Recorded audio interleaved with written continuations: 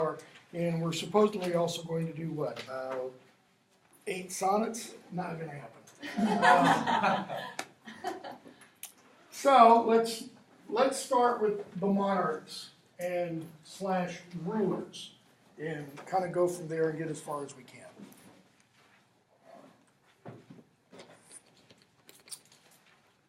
(1485), and that's the first date over here under important dates.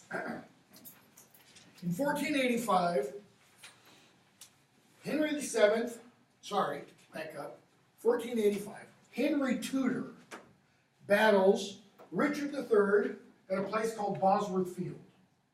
Okay? Richard III is the king. He's a Lancaster, if I remember right, or Seymour. I always get them confused. Henry Tudor contests with Richard III for the throne, and Richard III is defeated. Okay? When Henry defeats Richard and takes the crown, he immediately becomes Henry VII, because there have been 6 before him. He reigns from 1485 to 1509. When he dies, his second-in-line son, Henry, becomes Henry VIII. Henry VIII actually has an older brother named Arthur. Okay? He dies, however, so that he can't become king. This is important because I don't have them up here, but I'm going to read off Henry VIII's wives in a moment and talk about what happened to them and how that leads to Mary and Elizabeth and that kind of thing. Henry VIII rules, not a pretty long time, not quite 40 years, but almost. It's a fairly long reign in English history. There aren't that many kings that reign longer than 38 years. Okay? Henry dies. I should mention, Henry becomes king when he's 18. Okay? He's 18, he's young, he's virile, he's handsome, he's ripped. I mean, he's Chris Hemsworth. I mean, we've got portraits of young Henry, and he's desirable. Okay? When he dies, he's disgustingly, grossly, obesely fat. I mean, Orson Welles in his prime fatness fat. I mean, he's just rippling with weight. It's kind of interesting because if you go to the British, not the British Museum, if you go to, Tower of London, and go into the armory room where you can see Henry's armor, and you can see the development of Henry's armor. You can see Henry's armor that he had as an 18-year-old, and you can see the armor Henry had the year he died. And it's like the difference between, I don't know, me and an elephant. I mean, the armor he had when he died, you could easily fit 2 or 3 men in, side by side. Okay? I mean, it's like a potbelly stove. It's essentially what it looks like. But it's silver, or it's shiny, not cast iron. Okay? Henry dies, and his son becomes king. Okay? His son is young. He's only about 11 or 12. And he dies after only a few years. He's pretty much sickly the entire time. Okay? But Edward is a real Protestant. Henry's not a real Protestant. We'll talk about that when we get to the dates in a moment. Henry's not a real Protestant. He's a Protestant in name only. Okay? Edward's a real believer, even though he's only in his teens. But some big changes happened during Edward's reign that we'll talk about in a moment. Edward dies, his eldest half-sister then becomes queen. Right? Mary. Mary's Catholic. Mary is thoroughly Catholic. She is full-bore Catholic. She is Bloody Mary Catholic. That's where the term comes from. Because she starts stringing up Protestants. Literally. Stringing up Protestants, burning them at the stake, hanging them from the gibbet, etc. Okay? She dies, and her half-sister, they're all half, none of them are by the same mother, her half-sister, Elizabeth, becomes queen, okay, in 1558. Notice the length of her reign. It's almost 50 years. It's 45. There's not another longer lasting monarch until you get to Queen Victoria, who rules for 60 years. Okay? And then her namesake, the one that's named after her, Elizabeth II, then rules longer than Queen Victoria. Okay? Queen Elizabeth II has had the longest reign of any English monarch. Okay? And, you know, she looks like she's good for another 10 years, probably, at least, to Charles's chagrin. Okay? She dies in 1603. Obviously, she has no heirs. You know, it's the Virgin Queen. It's where we get the state of Virginia, named after, etc. Okay, so she dies without heir. So her cousin, James of Scotland. Let me throw this up here. I don't mean to throw any wrinkles in, but he is James the Sixth of Scotland. And he becomes James the First of England. Right? So, King of England, he's also King of Scotland. As King of Scotland, he's known as James the Sixth. As King of England, he's known as James the First. And then you get to Act of Union, which unites the two kingdoms, okay, later on. So, James becomes king, rules for 22 years. He has a couple of sons, James the Second, okay, who's not really James II because he never becomes king, that James II. But he has a son named James, who dies when he's about 12 years old. Okay? But his other son, Charles, lives, and Charles becomes king after James. Charles has a troubled reign. Troubled because Charles's wife is Henrietta Maria. Okay? She's Catholic, she's Spanish, right? Charles is kind of Protestant. I say kind of because after Elizabeth, you've got to be Protestant, essentially. It's either under, I think it's under James, that the law is passed, you cannot be Catholic and monarch of England. That law still is in place today. It might have been changed in the last couple of years. I don't think it actually was. They did change the law that said if a prince or king has two children and the eldest is female and the youngest is male, the eldest female does become monarch upon the king's death. Okay? Didn't used to be, I mean, that just changed last 5 years. Didn't used to be that way. Okay? So, Charles doesn't die a natural death like all these others do. Charles is beheaded by Parliament. 1649, you get what's called the beginning of the interregnum. Interregnum is simply Latin, and it means between kings. It's the Commonwealth period of England. Oliver Cromwell leads the Puritans, okay, who are aligned with Parliament. Okay, in the 1640s, earlier 1640s, Charles tried to dissolve Parliament. He was tired of Parliament mucking up his affairs, essentially, wars and such. So he tried to dissolve it. Parliament would not dissolve. Charles had to flee London because London was a kind of a strong parliamentary city. He flees to Oxford, kind of has a court outside the court in Oxford. But he's captured there. He's brought back to London. And in 1649, Parliament passes a law. Okay?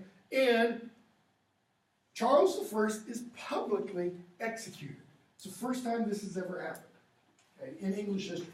I'm not saying English monarchs hadn't been killed before.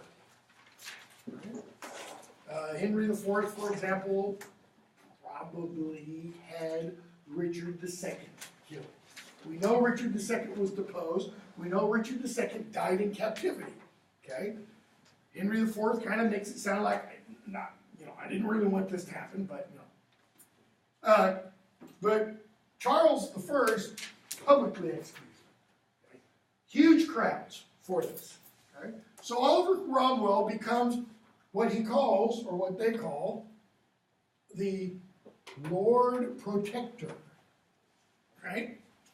And he rules for about 9 years. Okay? one of the things about the Commonwealth is this idea. It's kind of an early version, if you want, of the French Revolution, this idea of equality and fraternity and liberty and such.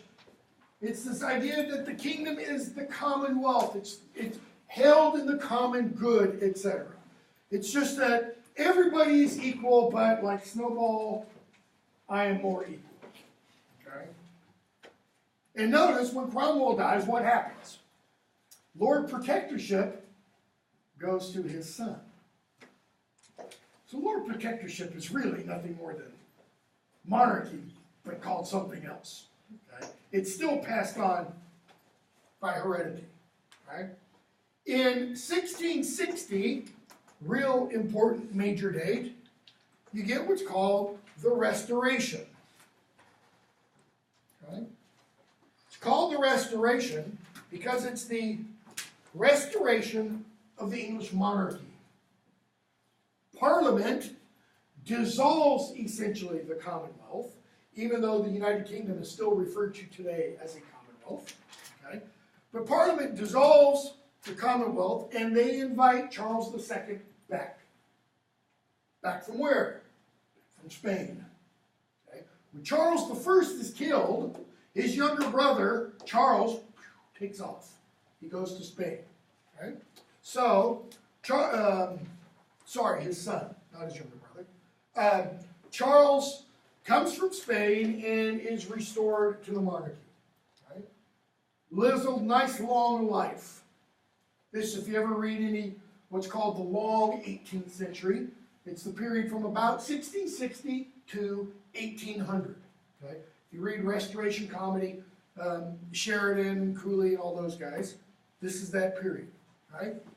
Charles dies, his son becomes king, James II. He has a very short reign, okay?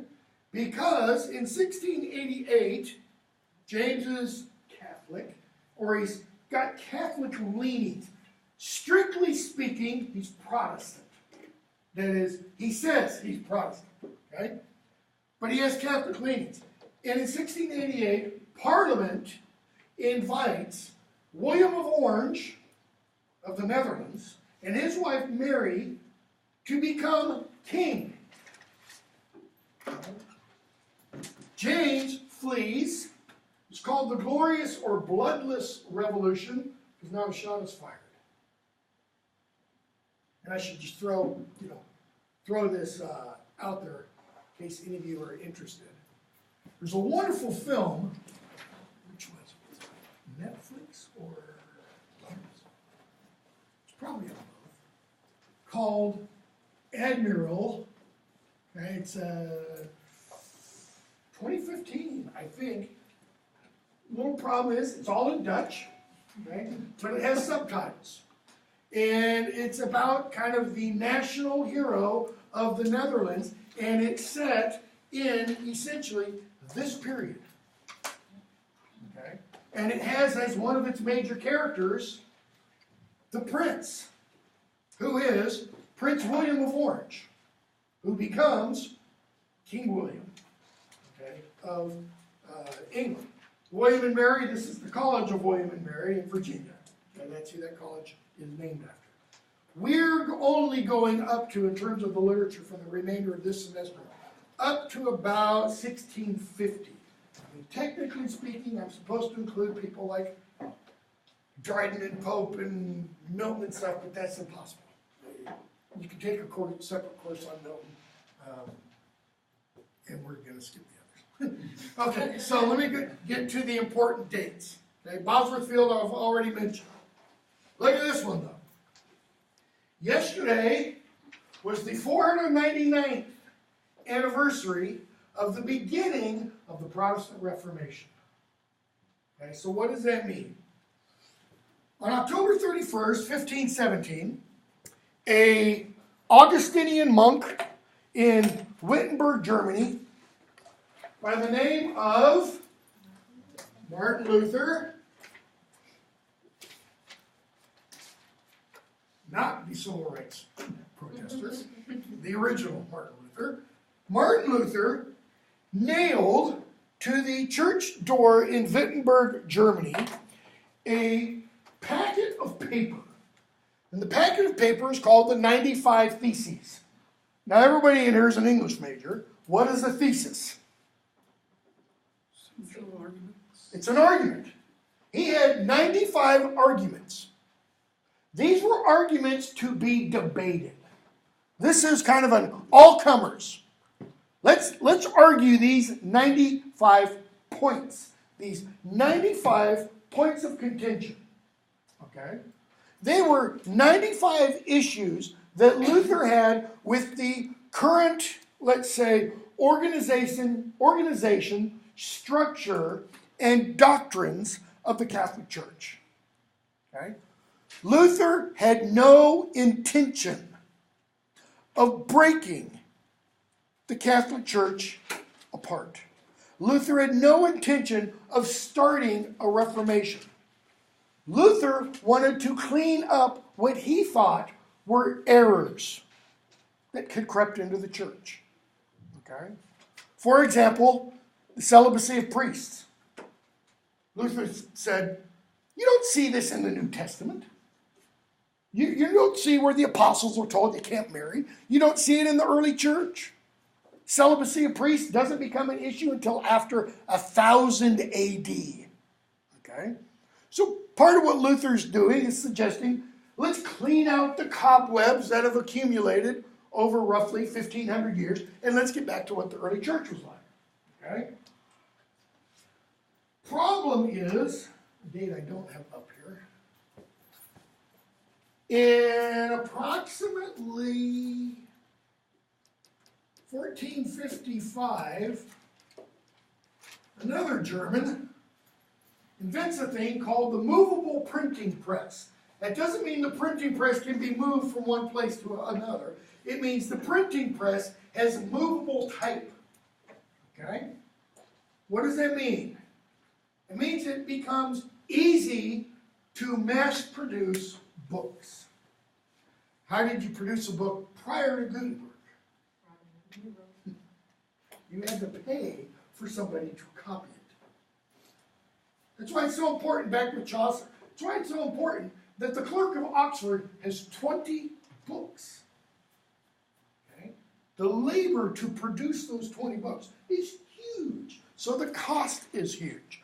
But with the printing press, you can take an exemplar, you can have a copy of a book, and you can set several pages into type, and you can print multiple copies of that book per week.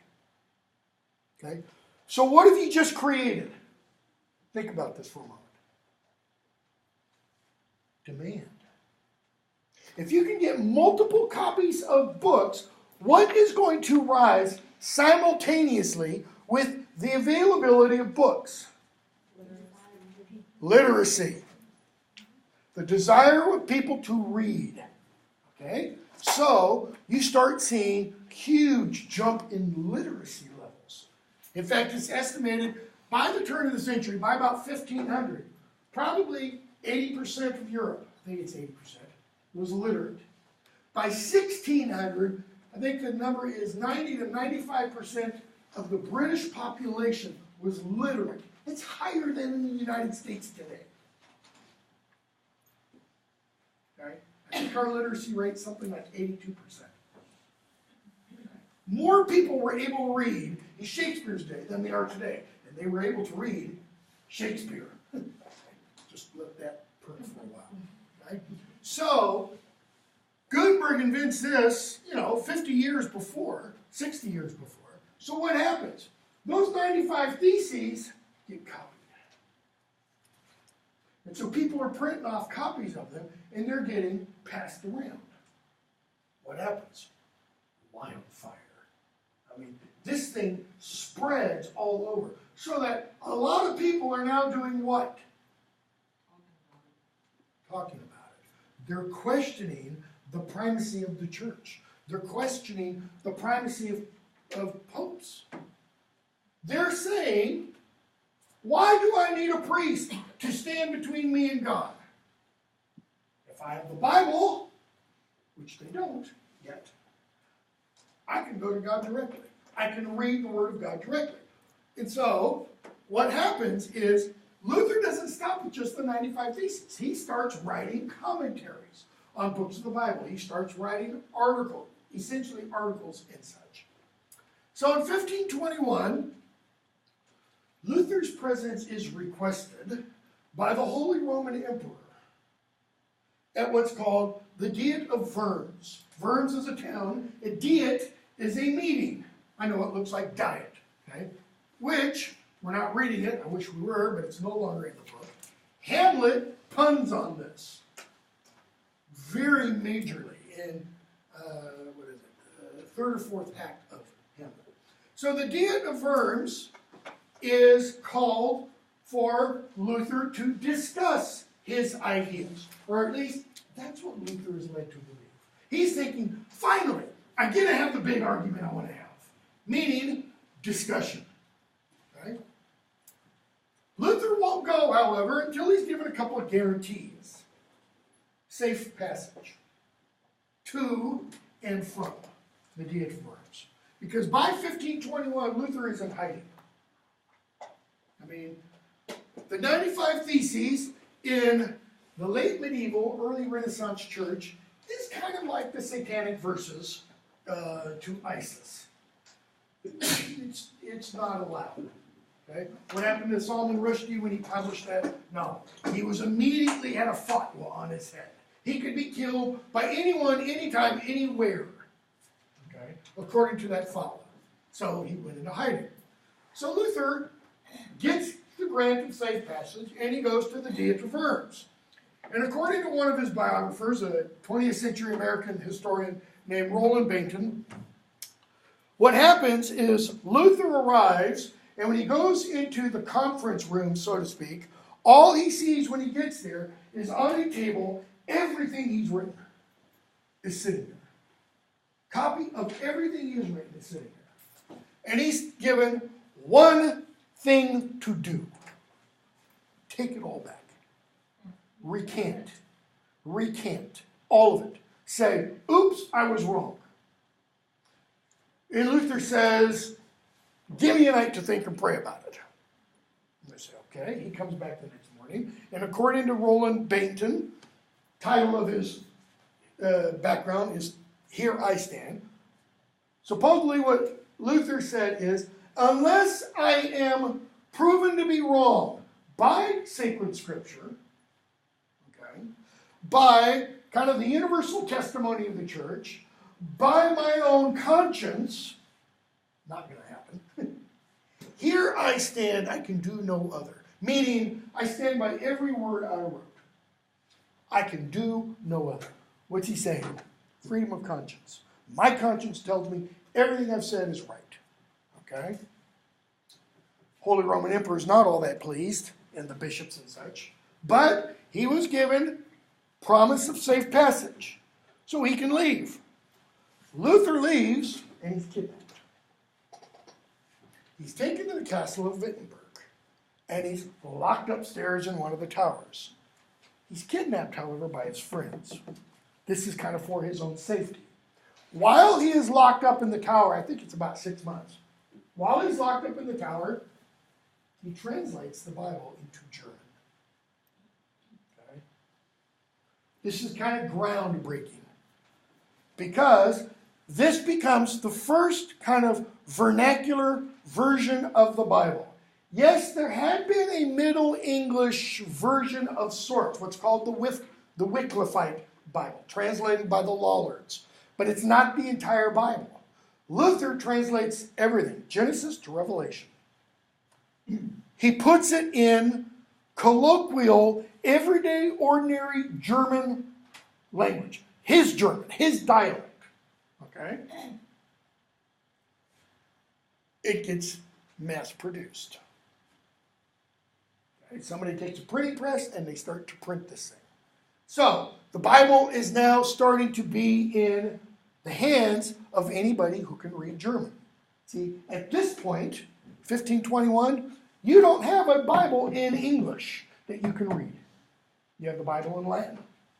That's it. You have the Bible, you have the Old Testament in Hebrew, You have the New Testament in Greek, but you don't have it in English. It's going to be another 15 years before you get a Bible in English.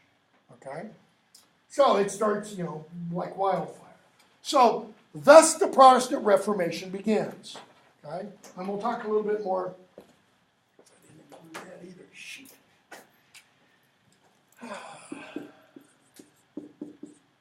Need to go over that too. Also in 1521, Henry VIII of England is given the title by the Pope, Defender of the Faith. Kind of ironic. Because Henry has written works against Luther. Henry was a scholar. Okay? So he's titled Defender of the Faith. Just about a dozen years after this, the Pope's going to rescind that Defender of the Faith. Because in 1533, Henry has passed by Parliament, Parliament is doing his bidding essentially, what's called the Act of Succession. Okay, so what is the Act of Succession? You had to support Henry VIII's marriage to Anne Boleyn and his divorce from Catherine. All right?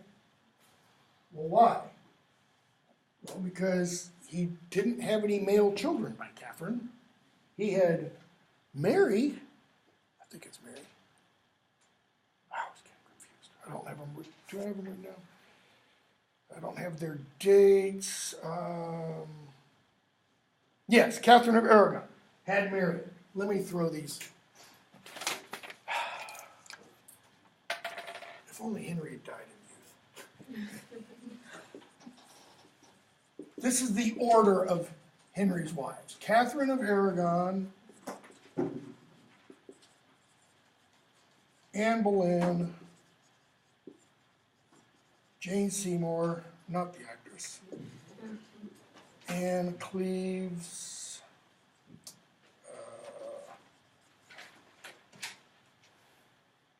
Catherine Howard,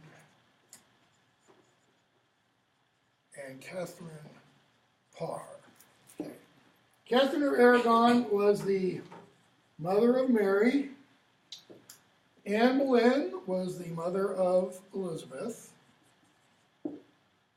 Jane Seymour was the mother of Edward VI. This marriage was annulled. Catherine Howard, her marriage was annulled, and she was executed. And Catherine Parr died of natural death. Okay? Anne Boleyn was executed. Catherine of Aragon died under guard. Jane Seymour died shortly after childbirth. Okay. So why does he have his marriage with Catherine of Aragon annulled? Or how does he have it annulled? Catherine of Aragon was his older brother's wife before she was his. Okay? Arthur died, however, and what Henry argued upon his marriage to Catherine of Aragon is, yeah, they were married, but they never consummated the marriage. Therefore, I can marry her. It's not incest if they never slept together. Okay? So he marries her. She has Mary. She doesn't have any other children. And she's essentially under house arrest when she dies, kind of mysteriously. Okay? It's while she's still alive, however, that he marries Anne Boleyn. Okay? Anne Boleyn quickly gets pregnant and has Elizabeth. Anne Boleyn is executed because in earlier Cromwell, not related to these two, I believe, Henry's kind of, what do I want to call him? Head of his secret police and CIA, essentially, his chief spy, essentially says, Anne Boleyn's been cheating on you. She's been having an affair, okay? So the man she was accused of having an affair with is taken to the Tower of London and tortured, and he admits under torture, yes, I was having an affair with her, okay? Because the torture that they did in the Tower of London is really not what you want to read about. It's pretty gruesome stuff. All indications are it's completely fabricated. Anne Boleyn was totally innocent, okay? Jane Seymour, he then marries, okay? Gets pregnant with Edward VI. She dies shortly after childbirth. He then marries Anne Cleves. She's a German. That marriage is annulled. She was apparently a very nasty person. Didn't want to have anything to do with her, essentially. He then marries Catherine Howard. He's uniting himself with a very powerful family. Okay, that marriage is annulled. She is later executed.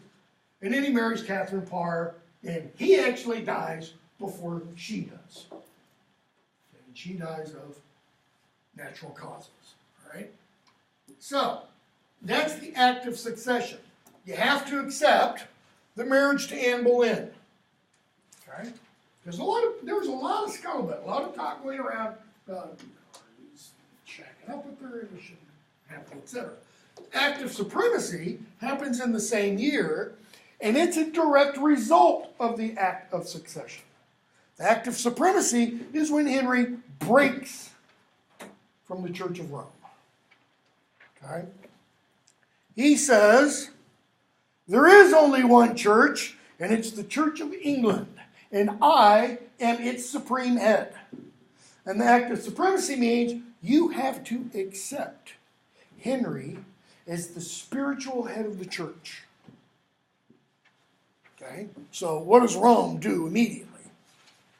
He's excommunicated. We kind of take back that whole defender of the faith thing. Okay? So when Henry does that, also what happens? If he becomes the head of the church, all the church lands, all the church properties in England are now answerable to him. Keep in mind the church owns somewhere about a third of the property of England at this point. Okay? So in 1536, at the advice of Cromwell, I think it's Richard Cromwell, Henry issues an edict, essentially, called the Dissolution of the Monasteries. What does that mean? It means, one, all the monasteries now become property of the crown. Okay? Two, all the monks, all the abbots, etc., are kicked out. So all the monks and nuns now become what? Homeless. I mean, overnight, in some cases, where you have agents of the crown come to a monastery and they kick you can take what you can carry on your back, and they are immediately, overnight, homeless. At the same time that Henry and Parliament are passing laws literally against being poor. Being poor is cause for arrest. Okay? And so you immediately make all these people poor. All right? So what's Henry doing with all this land that he suddenly has? Selling it to the highest bidder. Okay? He sends his people in, they evaluate every piece of property, they determine a fair market value, and he says, going, gone to whoever bids the highest amount. Okay? It's during this period that it's estimated probably minimum 50% of medieval English literature is lost.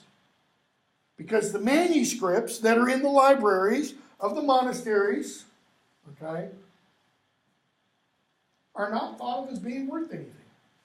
See, by this period, by 1536, okay, the Protestant Reformation in England under Henry begins in 33. But it's a name only. They're still praying to saints, okay, in 1533. But by 1536, the real Protestants, okay, start gaining voice. Richard Cromwell, this one, is a real Protestant. He's a true believer in Protestantism. Okay? So No praying to saints. Saints are idols. No imagery in church. None of these old rituals and formulas. So, therefore, also, none of these old books that celebrate saints. So, saints' lives. None of these old books that are written by these old wrong believers. They're called old believers even.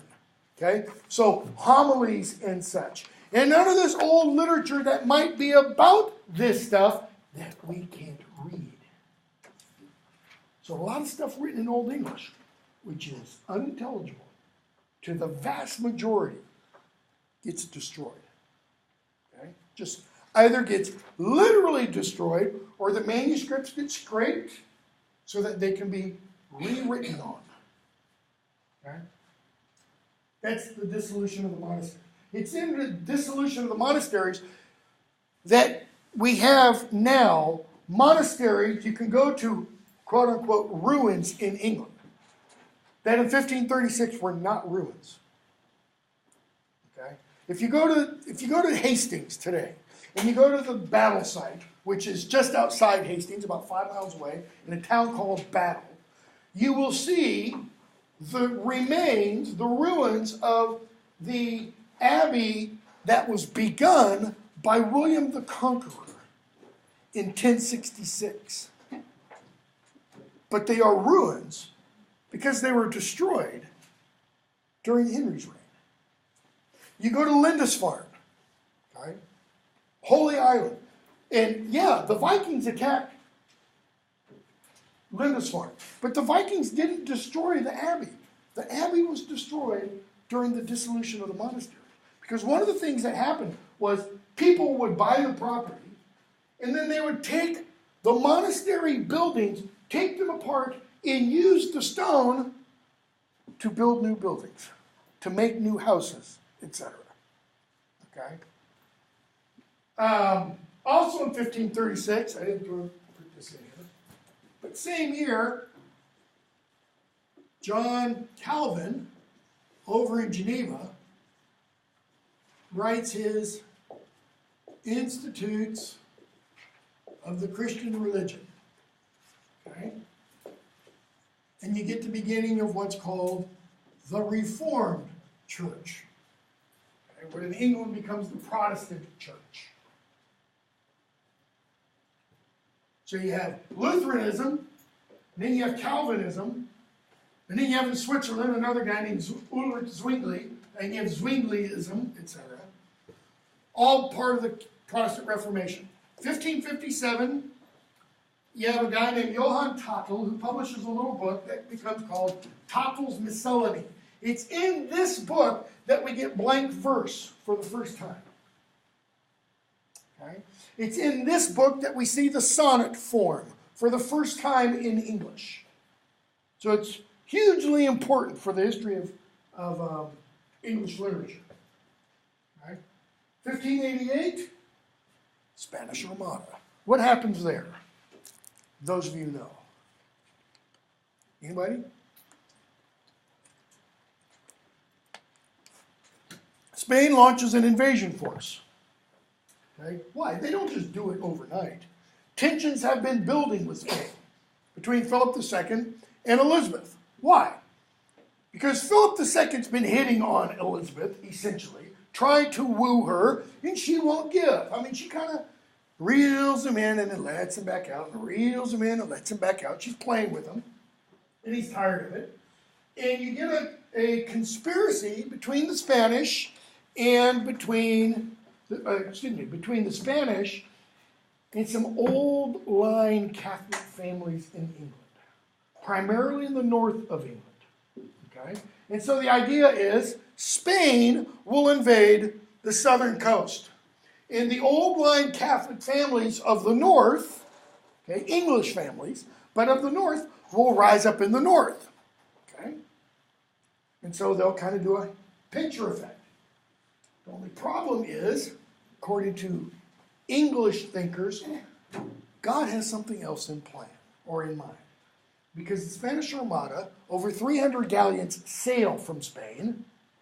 Fewer, I think it is, than 30 return. And all the others get destroyed by a hurricane. Okay, this is England, folks. Hurricanes, really?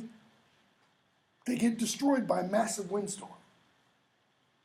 Very, very few are actually destroyed by the English. Sir Walter Raleigh's involved, okay, in the battle.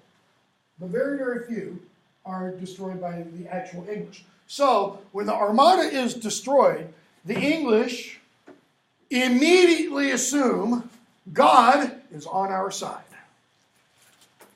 Moreover, God is on Elizabeth's side, and she gets a new nickname. She is called, after 1588, Gloriana, full of glory. Okay? I think it's also in 1588. I have to check your introduction. I think it's 1588 that you get what's called the Bishop's Bible is published in that year, which is based upon the Geneva Bible, which is an earlier one. And the introduction or the preface to the Bishop's Bible talks about a lot about Queen Elizabeth and her glory and such. Right? So, something that happens as a result of the Spanish Armada is you get one huge jump in English nationalism. Huge. It's far more than Trump could ever dream would make America great again. I mean, this is not only make England great again, but make England great as it always has been and always will be in the future kind of a mentality. All right? Concomitant with that is a huge distrust in Catholics. Okay, now, I mentioned Edward was Protestant, right? Thoroughgoing Protestant. You have during Edward's reign, you've got laws passed that essentially make the Protestant faith the official faith of the language. You get a thing called, I think it's in his reign, the 39 Articles. You get the first Book of Common Prayer published, okay, which gives you the order of services and such. Mary tries to turn all that on its head, tries to turn it all over, okay, but she doesn't live long. She dies. Elizabeth becomes queen, and she's kind of like well, can't we all just get along, queen? Can't Protestants and Catholics just you Catholics, you can do what you want, just don't ask, don't tell. We won't bother you, just don't do it publicly.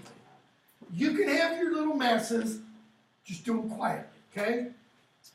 After the Spanish Armada, not anymore. After the Spanish Armada, it becomes a capital offense to be a Catholic priest in England. To be, not to do anything, simply to be a Catholic priest and in England is cause for your death. Okay? So you start seeing a hunt for Catholics. It's a capital offense to celebrate Catholic Mass. And anybody caught celebrating, that is, usually the priest is called the celebrant, right?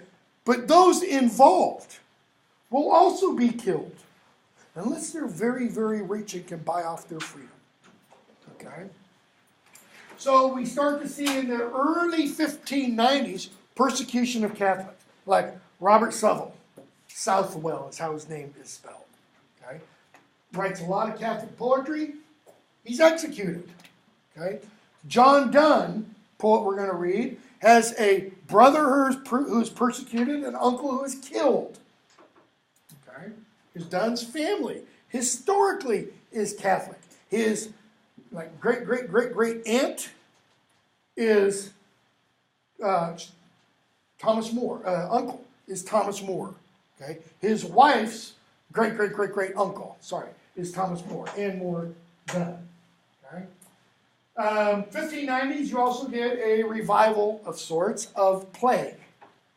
About 1594 to 96.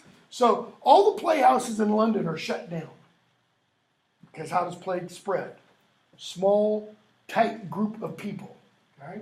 So you get the playhouses closed down, and it's probably during that period that Shakespeare writes most of his sonnets. He's not acting. Okay? It's probable also the case that some of the acting groups, some of the acting troops, left London and went out and did, kind of regional theater, traveling theater. Okay? 1610. Galileo publishes his findings based upon his new invention, the telescope. What are those findings? What does he prove? What earlier thinkers' propositions does he prove? Nope. The orbit around the sun versus all the other stuff orbiting around the Earth. Exactly. He proves. Okay, I'm going to have to get rid of these over here.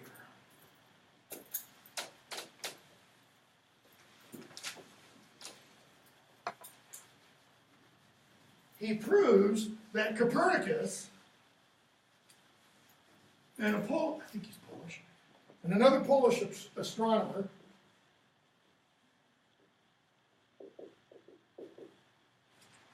Depravity, that they were right. What does that mean? You used to have this old idea called the geocentric or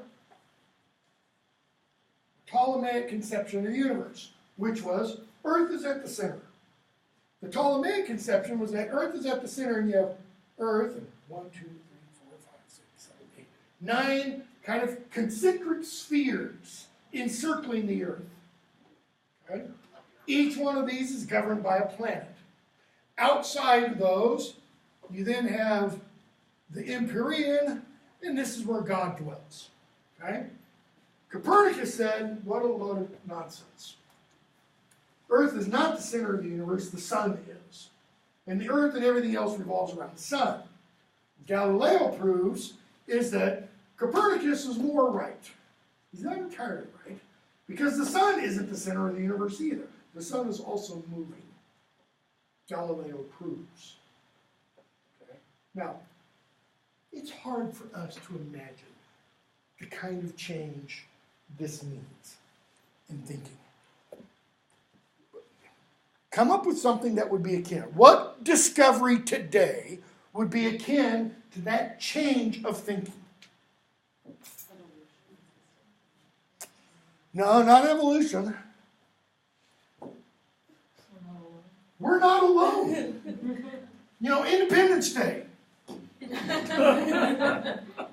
It would be that kind of change. Or, the Hubble telescope, looking out far, far in the universe, and it, finds a planet, I am God, something out there, okay? That proof, let's say, real proof that everybody agrees with, that atheists can't say, it's not real. Everybody says God exists. It'd be that. Or aliens, like literally somebody, landing on the White House lawn and wanting to have a party with Obama or something. Okay? What would that do to our thinking? It would totally flip our ideological interpretation of how much we matter and stuff like that. Well, first of all, it would say what? One of you, I think Natalie, you said it. We're not alone. We're not alone in the universe. Okay? It's the thing that I think troubled Carl Sagan more than anything else. It's why he did his whole series, Cosmos. He wanted to believe more than anything else that humanity is not the only form of intelligent life in the universe. Because what if we are? Just really ponder that for a moment. If we're all there is out of billions and billions of planets, there's only one of two ways of understanding that. That is, there are two ways. You got to choose one of them.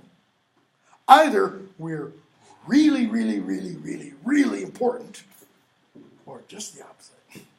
We are, literally, we're on the universe. That's it. Nothing cosmic chance. 14.4 billion years ago, two things hit and it started. Okay? So, it's that big a deal to understand what Galileo proved, which is why the Catholic Church said, you can't say that. You cannot say that. Because the church had been teaching, Earth is at the center of the universe. Why? Because the Bible says so? No. Has nothing to do with the Bible. Because the Bible does say, imply, humanity is what?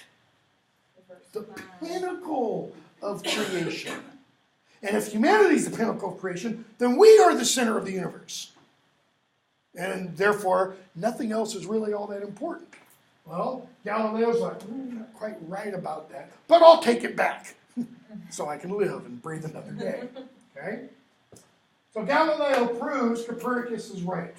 And John Donne, the very next year, writes this big, big, long poem in which he introduces Galileo's ideas and says, the center cannot hold. He's talking about this idea.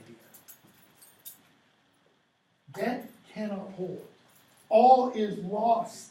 He's saying in this poem, essentially, how do we now make sense of the world? How do we understand the world? Donne, kind of being a scientific-minded poet, understood clearly how it worked in such. Okay, so that's all. Okay, I need to do this before I get to Shakespeare. Tulip. John Calvin, Institutes of the Christian Religion. Because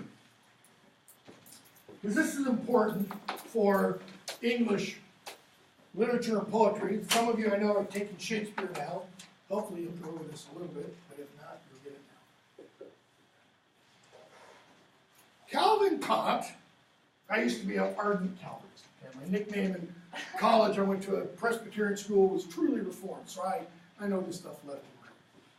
Calvin essentially said, or had a belief system that can be summed up, okay, with 5 major points. Okay? And you don't have to be a Calvinist to see this, because this ideology still informs an awful lot of American popular consciousness. Right? The first point, humanity, I'll use Calvin's term, man, is totally depraved. Okay? What did he mean by that? Original sin, okay. So what does that mean, though? We're inherently bad and we need saving. We're inherently bad and we need salvation. Okay. Catholics believe that.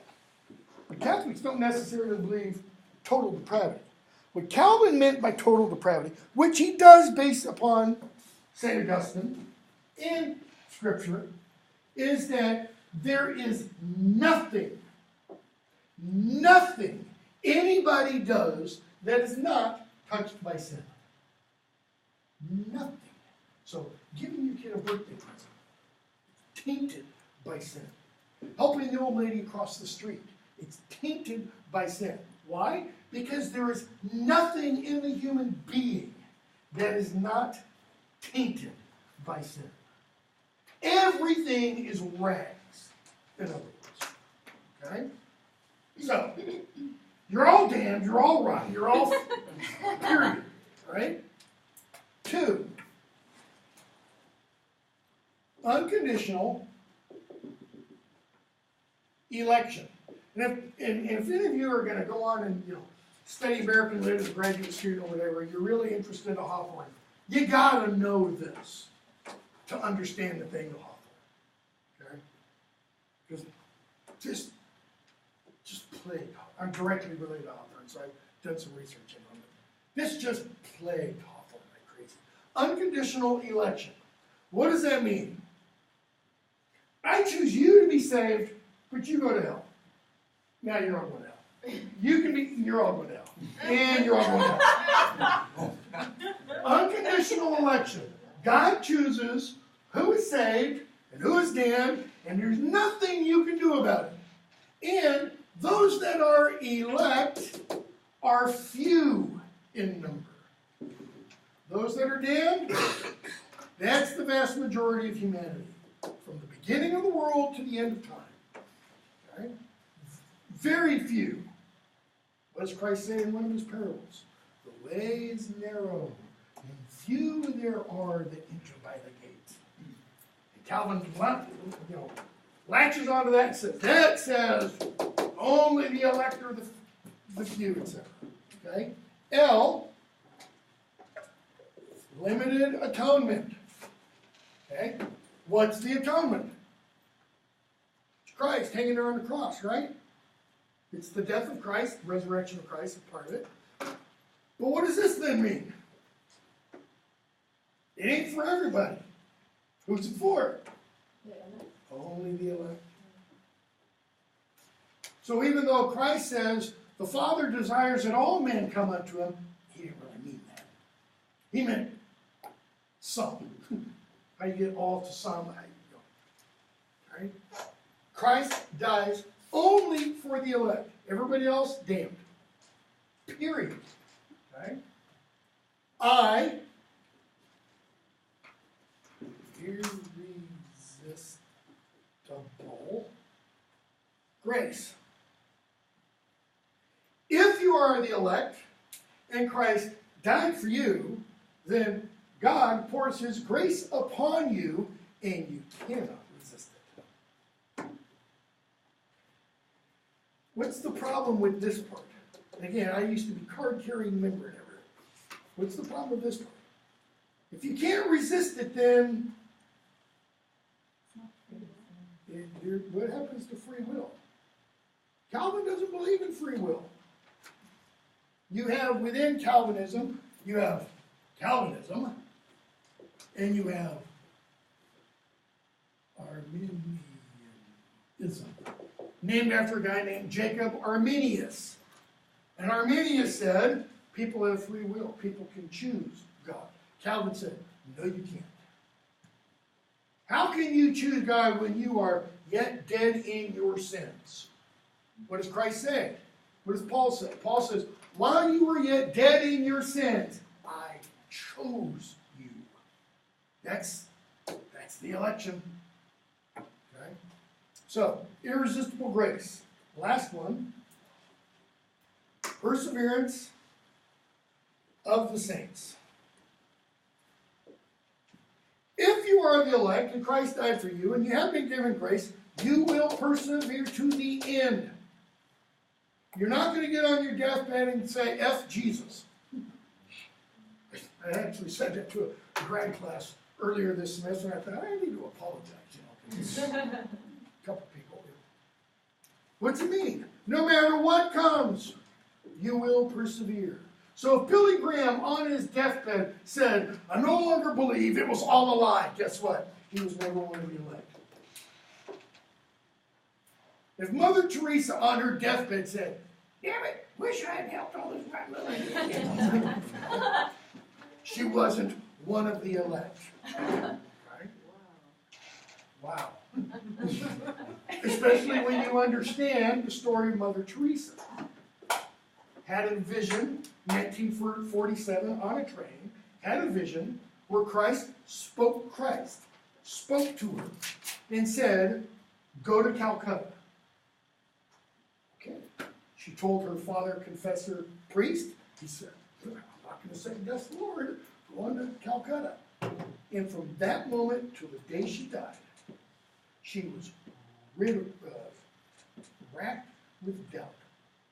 From that one moment till the day she died, she says in her letters and such, she never had a feeling of God's presence. She never felt that God answered her prayers. She never felt that God listened to her. She always felt that God had simply closed the door.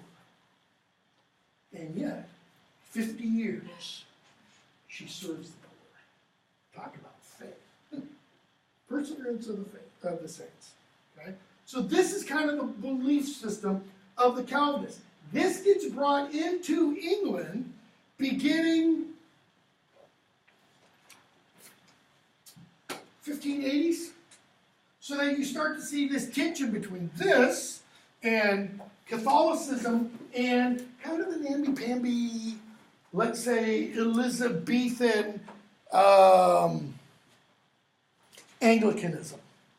Okay? So these are the die-hard true believers. These are what, where is it? I'll have it up there. These are what the Puritans believe. Okay? Those who execute Charles I, they are die-hard, okay, Calvinists, etc. Calvinist becomes the Presbyterian Church, the Reformed Church, etc. Right? Arminians lead to the Anabaptists, and then later on the Baptists, Methodists, all those various groups. Okay, all that's background. Shakespeare. Shakespeare. Shakespeare is born in the middle of all this. Okay, 1564. He's born to John Shakespeare and Mary Shakespeare. Mary's maiden name is Arden. There is a forest outside Stratford called the Forest of Arden. As you like it, anybody? Okay, where you have the Forest of Arden. And Shakespeare's born right in the middle of all this, in 1564. Parliament has already begun passing some anti-Catholic laws. Okay, I think it's in 68 that Parliament essentially, via Elizabeth, essentially, that is Elizabeth through Parliament, essentially says, if your local church still has any of those paintings on the walls, those icons, you got to cover them up or get rid of them. Okay? And Shakespeare's father at this time is mayor of Stratford. Now, Shakespeare's family, historically, is Catholic. Why? Because everybody was at this point. But in the 1560s, according to some scholars at least, Michael Wood being one of them, Shakespeare's family was still Catholic, probably.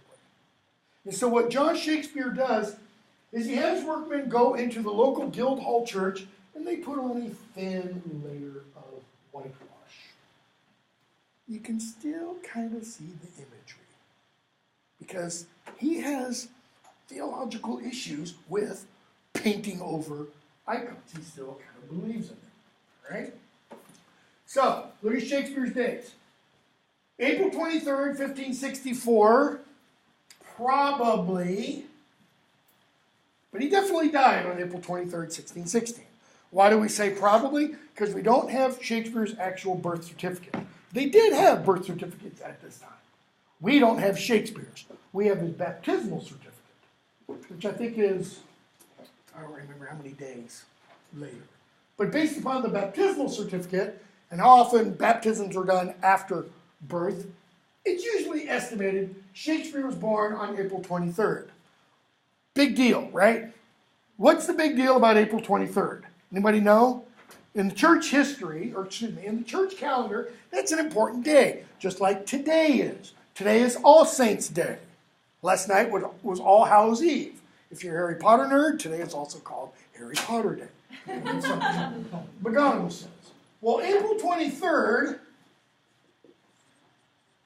is St. George's Day. Of St. George and the Dragon? Big deal. St. George is the patron saint of England. So here you have the greatest writer of the English language, born on the patronal feast day of England. Okay? And then he dies on the same day. 52 years later. I'm older than Shakespeare was when he died. I don't like to think about that because he did a hell of a lot more in his short few years. Okay? 1582, he marries Anne Hathaway. Notice, he's only 18. She's 8 years older than he is. Okay? It's a shotgun wedding. Because about 6 months later, their eldest daughter, Susanna, is born. They are not married in the local church in Stratford. Probably because it is a shotgun wedding. Okay? Because at the time, there was a requirement called the banns, B-A-N-N-S. And the banns were, I think it's on the 3 consecutive Sundays before the marriage. The priest stands up and says, Will and Ann are going to get married in a few weeks. Anybody here know any reason why they shouldn't? In other words, if any of you have any reason to know why, if one of them has not been sexually chaste, for example. Please stand up now. Those were never read. Okay. So Susanna's born. 2 years later, their twins are born, Hamnet and Judith. Okay. And also in that same year, Shakespeare, for lack of a better phrase, falls off the face of the earth. Because we have no record of him after the birth of the twins until 1592. And he's in London.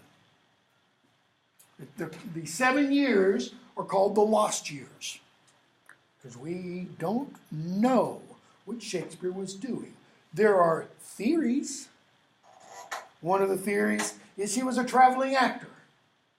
It's a nice theory. There's no proof. Another theory was that he was a headmaster at a school. It's a nice theory. There's no proof. Another theory, he was traveling the continent. It's a nice theory. There's no proof. There are a couple other theories, and I don't remember what they are off the top of my head, but there's no proof to any of them.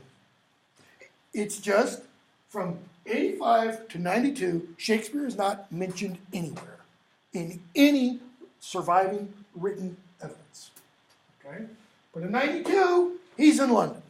How do we know? Because Robert Greene writes a work called A Groat's Worth of Wit, okay, which is kind of a diatribe about life in London at that point from his perspective. See, Thomas Greene is a hack writer. He's a university wit, that is, he's a graduate of the university, and he's a writer.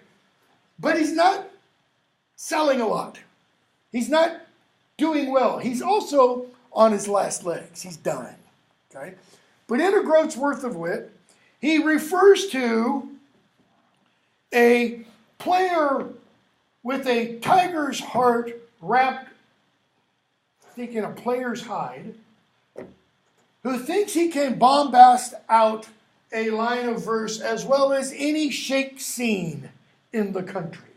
Okay? And everybody takes that shake scene to be a reference to Shakespeare. And the thing about a tiger's heart and a player's hide or something like that, it's from Shakespeare. He's quoting Shakespeare there. Yeah, tiger's heart and a woman's hide. Tiger's heart and a woman's hide. The Wailing Queen and Richard III, I Yeah, think. yeah.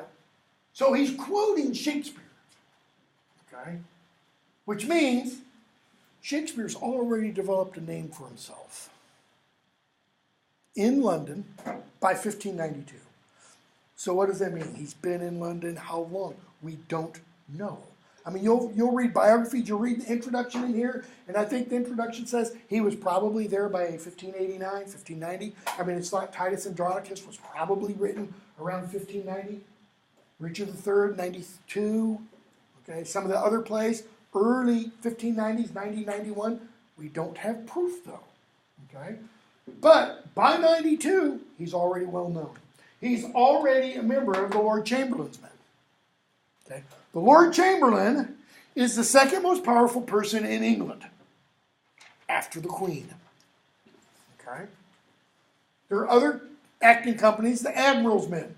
If you've seen Shakespeare in Love, okay, Geoffrey Rush plays Philip Henslowe, who is kind of one of the chief guys behind the Admiral's Men, a competing group of actors. Right? So Shakespeare is acting for and writing for the Lord Chamberlain's men by 1592. Okay, remember, in the mid-90s, plague comes, theaters are closed in London. So Shakespeare's probably writing the sonnets then. We know he's written some sonnets by 1598 because we have written reference to Shakespeare's sugared sonnets. That means more than one. Okay? We don't know that all 154 of them were written. But anyways, 1599, we get the globe constructed. How is the globe constructed? Anybody know? Have you guys talked about this in your Shakespeare class? Yeah, there are two side stage. It comes out in the middle, and it's just a big circle. Yeah, I mean, that's... It's got a balcony in the back, doors on each side of it for entrances and exits. Looks like this. It's like, this is a rough estimate. It's about 24 by 42, if I remember right. Stage is about 4 feet tall, okay? And it's shaped like this. It's not quite an actual O. It's got 22 sides, if I remember correctly, okay? In the back you have, this is the roof, a couple big columns here. Back here you have what's called the tiring house, okay? Which means attiring. It's where you get dressed and such. And you've got at least 2 doors, okay? The doors often have curtains over them, what gets called the arras, for example. Okay, but what my question was getting at actually was, how was the globe constructed? See, in 1599, the lease came up on a piece of property in Shoreditch, London. This is north of the Thames. It's in East London, okay? That piece of property had constructed on it a building. The building was called the Theatre. The theater was built in, I think, 1575, okay, by Thomas Burbage, Richard Burbage's father. Richard Burbage was one of the actors in The Lord Chamberlain's Men, okay? And he built the first one, called the theater, right? So the lease was up. So the owner of the property essentially said, it's mine now. But the lease didn't control the building. So what Burbage and what the Lord Chamberlain's men did at this point, they had the theater deconstructed. They had it taken apart piece by piece, taken south of the Thames, and rebuilt, and there it was rebuilt as the Globe. Okay? They did south of the Thames. Why? It's no longer under the Lord Mayor of London's control. It's outside London city limits. So, if the Lord Mayor were to close the theaters again, it wouldn't apply to the Globe, because it's not in London. Okay? If you go to the Globe today, the Shakespeare's Globe today, it's about a quarter mile west of the original Shakespeare's Globe. You can go under the apartment building that's been constructed on the foundation of Shakespeare's Globe. It was discovered in the early 1590s. Okay? The modern Shakespeare's Globe was built because of an American, by the way, a guy by the name of Sam Wanamaker, okay? Who argued for years there ought to be a Globe Theatre in London, raised the money, he was an actor, producer and such, raised the money to have it built. The Globe was destroyed in 1612, I think it is, during a production of one of the Henry plays. They fire a cannon. The wadding fires out of the cannon, lands on the thatched roof, burns to the ground. Does that have to do with Essex? No, No. no. Okay. Globe today is built using the exact same materials the original Globe was built with. I was there in 1595. I was there in 1995, about 2 years after they had started construction, and took a group of students and was able to go in and do a tour. I mean, they're building it all the same. They built it all the same way with a couple of differences. In the thatched roof, within the layer of thatch, there's a layer of fireproofing. So it can't burn down, okay? But the walls, the floor, and everything, exact same materials. It's all made of, the seats, the stage, it's all made of English oak, okay? The daub and wattle on the side, same recipe, applied the same way. The only real concessions or changes they've made is there's some lighting inside. They don't use any sound, so it's all natural voice stuff. But it doesn't seat as many people as the original Globe did, because we're bigger than they were. We're both bigger this way, and we're bigger this way. We are on average about 6 inches taller than people were in Shakespeare's day. And we're probably about 6 inches wider. Okay? If I remember right, it seats about 1,000 people fewer than it would have in Shakespeare's day. And the yard is not just straw and mud. It's paved. You don't want people picking up the stuff off the ground and throwing it at the stage. Okay. The stage, as I said, it's about 42 feet wide, 24 feet deep. It's got columns. It's in the over part of the stage. You have a ceiling because you have to have a means of letting people down from the sky when you have a play that involves a deus ex machina, a god from the machine to come down.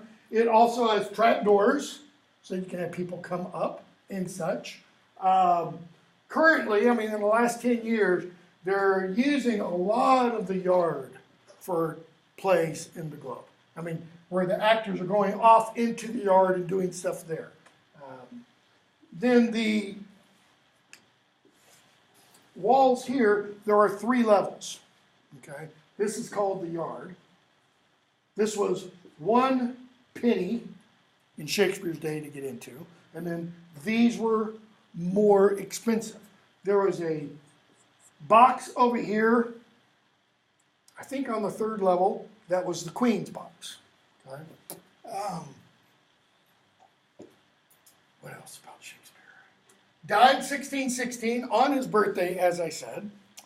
And here's the interesting thing, or an interesting thing about Shakespeare. Oh, I need to mention this too. Shoot, stupid Oxford University Press. He dies in 1616,